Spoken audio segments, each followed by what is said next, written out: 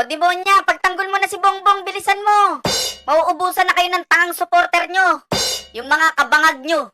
Saka gawin mo na yung assignment mo. Saka magdi-December na, magbobonus na kayo. Galingan mo, magtanggol sa amo mo.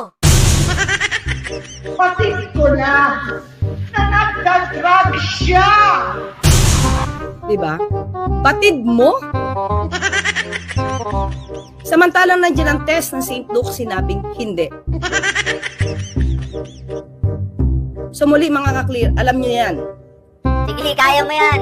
So alam natin to. Nakita natin. Medical certificate. Hospital ang nagpatunay na lahat ng binibintang na yan ay walang katotohanan. Ang hirap ipagtanggol, di ba? Gawin mo, bitbitin mo na yung amo mo palabas, tapos pasukuin mo na. Sige na bro bitbitin mo na. Kasi pag ako pa bumitbit sa adik na yan, babalibag ko pa. Biruin mo yung presidente mo na yan, adik pala yan. Kaya pala baboy na yung Pilipinas dahil sa bongbong na adik na yan. May presidente pala tayong adik, kaya tumindi yung mga nakawan. Biruin mo, magnanakaw na, adik pa. Kaya pala umiikis yung panganyan. Ayaw namin ha, ayaw namin na adik na presidente.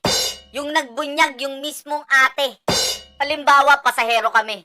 Tapos bigla naming nalaman adik pala yung driver. Natural, bababa kami. Kung gusto mo ng adik na presidente, ikaw na lang, wag mo na kaming isali. Ikaw ba naman, sisihin mo ba naman yung bagyo? Adik ka talaga. Yung bagyo daw hindi sumusunod sa schedule. Wow pare, last ng tama. Tapos yung 4,000 pages binasa. Binabasa niya habang nagngangalit yung panga.